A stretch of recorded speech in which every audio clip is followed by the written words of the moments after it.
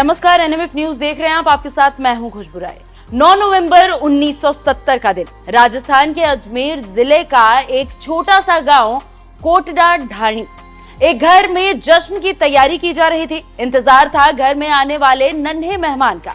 तभी बच्चे की किलकारी गूंजती है। जिस पल का इंतजार था वो आखिर आ ही गया।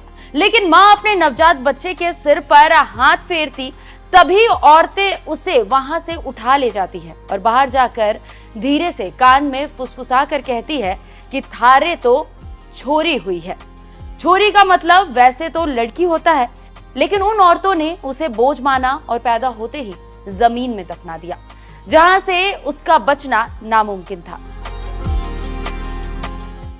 लेकिन तभी कुछ ऐसा हुआ कि बच्ची मरकर भी जिंदा हो गई। वो बच्ची आज देश का मान है, दुनिया में भारत की शान है। नाम है गुलाबो सपेरा, जो कालबेलिया समुदाय से निकली, जिसने जिंदगी को मौत से छीन लिया, जो मिट्टी से निकली, मंच तक पहुंची और पद्मश्री बन गई।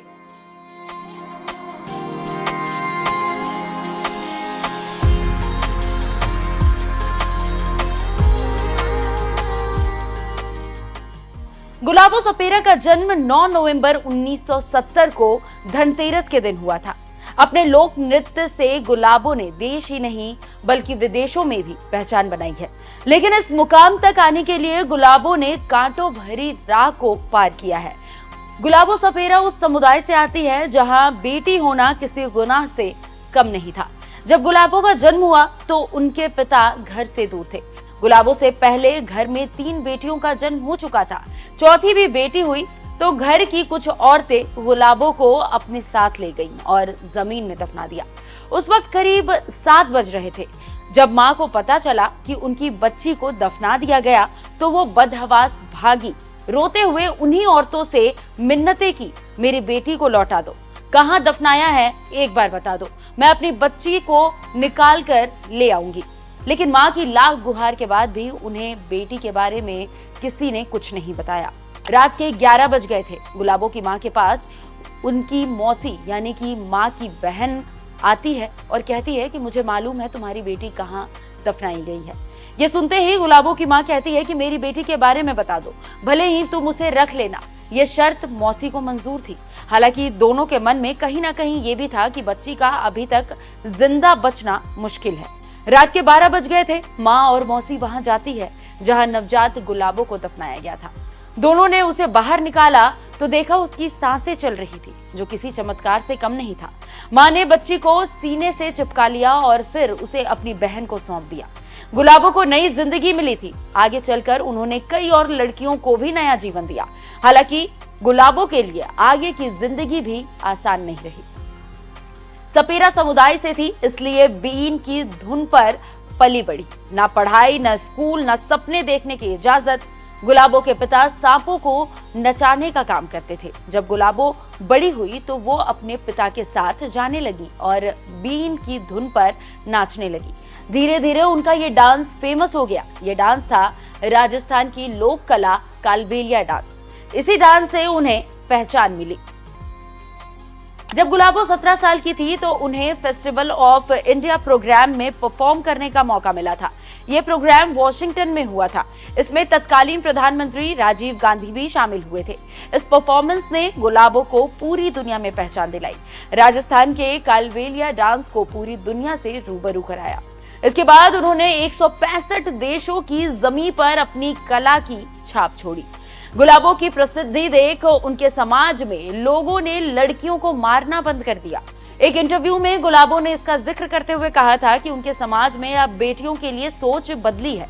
ये ही उनकी सबसे बड़ी उपलब्धि है।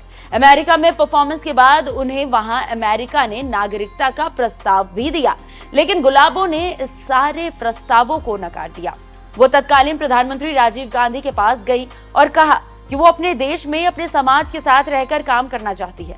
गुलाबो की बात सुनकर राजीव गांधी भावुक हो गए। उन्होंने गुलाबो से राखी बंधवाई और उन्हें बहन का दर्जा दिया।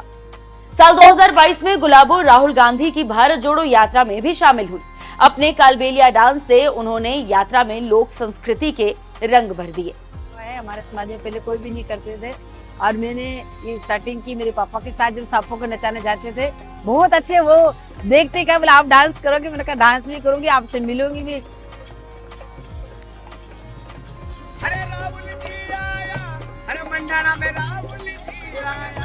हर एक प्रकार के लोग थे, जो सब छोटे से छोटे, बड़े से बड़े, मैंने या मंत्री से लेकर आर्टिस्ट, सब कलाकार, देखो सब लोग को कच्ची घोड़ी नचा रहा है, कोई अपना डांस कर रहा है। और छोटे छोटे कलाकार वो भी अपना पूरा सहयोग दे रहे हैं कि वो भी हम नाच के गा के पब्लिक को खुश करके पब्लिक को जोड़ना चाहते हैं, उनको भी आगे लेना चाहते हैं। तो बहुत अच्छा लगा सब लोगों से मिलकर। साल 2016 में कला और संस्कृति के क्षेत्र में योगदान के लिए गुलाबो सपेरा को भारत के चौथे सर्वोच्च नागरिक का सम्मान मिला।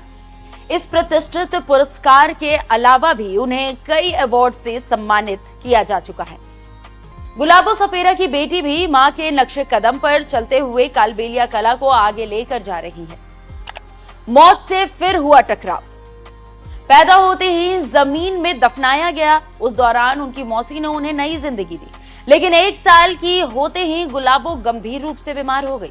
इतनी कि डॉक्टर ने भी उनके बचने की उम्मीद छोड़ दी थी, लेकिन गुलाबो मानो मौत से भिड़ गई और फिर मौत को मात दी। उन्हें गुलाबो नाम भी इसी दौरान मिला। दरअसल धनतेरस के दिन पैदा होने के कारण उन्हें धनवंतरी नाम दिया गया था। दरअसल जब वो बीमार हुई तो पिता ने उनके पास गुडविल के तौर पर गुलाब का फूल रख दिया था। जब उनकी तबीयत में सुधार हुआ तो पिता ने उनका नाम गुलाबी रख दिया। फिर एक मैगजीन में उनका नाम गुलाबी की जगह गुलाबो लिख दिया गया और वो गुलाबो के नाम से ही जानी जाने लगी। 165 देशों में अपनी कला की छाप छोड़ने के बाद भी गुलाबो सपेरा राजस्थान की लोक संस्कृति को बचाने के लिए लगातार काम कर रही है। 80 के दशक में वो जयपुर में सांस्कृतिक कार्यक्रम कर रही है। इसके बाद वो राजस्थान के सांस्कृतिक और पर्यटन विभाग का हिस्सा बनी और कालबेलिया डांस को नई पीढ़ियों तक पहुंचाया। इतना ही नहीं, उन्हें कुछ बॉलीवुड फिल्मों में भी देखा जा चुका है। इनमें बंटवारा, गुलामी क्षत्रिय, अजूबा जैसी फिल्में भी शामिल है। इतना ही नहीं, गुलाबो सपेरा टीवी की सबसे चर्चित रियलिटी शो बिग बॉस में भी जा चुकी है। जिसे जमीन में गाड़ दिया गया था, वो आज आसमान छू रही है। गुलाबो सपेरा सिर्फ एक नाम नहीं, बल्कि हर उस लड़की की उम्मीद है जो दुनिया के कहर के बावजूद सपनों से मुंह नहीं मोड़ती। उसकी चाल में रेगिस्तान की आग है, उसके डांस में आजादी की गूंज है और आंखों में वो हौसला जो मौत को भी मात दे देता है। वो मिट्टी से निकली कला के दम पर गांव, फिर प्रदेश, फिर देश और फिर पूरी दुनिया तक उन्होंने परचम लहराया।